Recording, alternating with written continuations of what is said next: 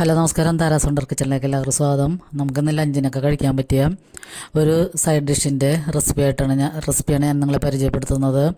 അപ്പോൾ അത് വഴുതനങ്ങ വെച്ചിട്ടാണ് ഇത് ഉണ്ടാക്കുന്നത്.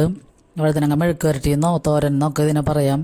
അപ്പോൾ ഞാൻ വഴുതനങ്ങ തീരെ കനം കുറച്ച് അരിഞ്ഞ് വെച്ചിട്ടുണ്ട്. പിന്നെ അതിലേക്ക് ഞാൻ ഒരു അല്പം മഞ്ഞൾപ്പൊടിയും കൂടി ഇട്ട് വെച്ചിട്ടുണ്ട്. വെള്ളത്തിൽ അരിഞ്ഞ് ഇടുകയാണെങ്കിൽ നമുക്ക് ആ കറിയൊന്നും ഉണ്ടാവില്ല. അപ്പോൾ വെള്ളത്തിൽ അരിഞ്ഞിട്ടതിന് ശേഷം ഞാനതെടുത്ത് വെള്ളമൊക്കെ കളഞ്ഞിട്ട് എടുത്ത് വെച്ചേക്കണതാണ്. അപ്പോൾ നമുക്കിത് പെട്ടെന്ന് ഉണ്ടാക്കാൻ പറ്റും. വഴുതനക്കൊന്നും അധികം വേവില്ലാത്ത കാരണം ഒരു 5-8 മിനിറ്റ് കൊണ്ട് നമുക്കിത് കുക്ക് ചെയ്തെടുക്കാം.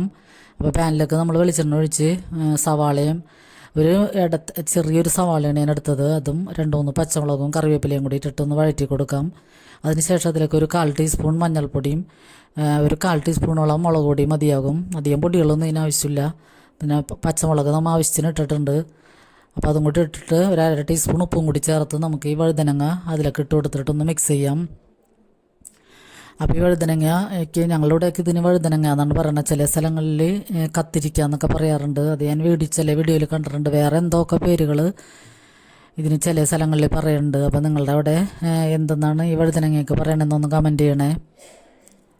അപ്പോൾ ഈ വഴുതനങ്ങ ഇടയ്ക്ക് എപ്പോഴൊന്നും കിട്ടാറില്ല. ഇടയ്ക്ക് ഇതിൻ്റെ സീസണാവും മാത്രമേ നമുക്ക് കിട്ടാറുള്ളൂ. അപ്പോൾ ഇത് റൗണ്ടിൽ നമുക്ക് അരിഞ്ഞെടുത്തിട്ട് മീൻ ഫ്രൈ ചെയ്യണ പോലെ ഫ്രൈ ചെയ്യാം. അപ്പോൾ അതുപോലെ ചെയ്യാമെന്ന് വിചാരിച്ചാണ് ഞാൻ എടുത്തത്. അപ്പോൾ അതിൻ്റെ ഉള്ളിൽ ചെറിയ ചെറിയ കേട് പോലെയൊക്കെ കണ്ട്. അപ്പോൾ വഴുതനങ്ങ ഒക്കെ എപ്പോഴും കേടുണ്ടാവും ഉള്ളിൽ.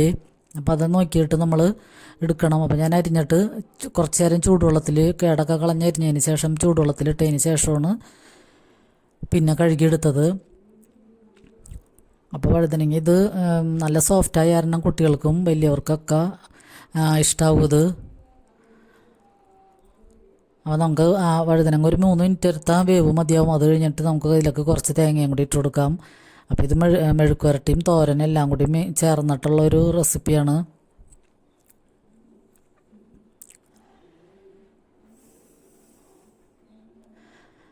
എന്നിട്ട് നമുക്കൊന്ന് മൂടി വെച്ചതിന് ശേഷം 1 മിനിറ്റ് നേരം കഴിയുമ്പോൾ പിന്നെയും ഒന്ന് തുറന്ന് ഒന്ന് മിക്സ് ചെയ്ത് കഴിഞ്ഞാൽ നമ്മുടെ അടിപൊളി വഴുതനങ്ങ മെഴുക്ക് വരട്ടി ഇവിടെ റെഡിയാണ്.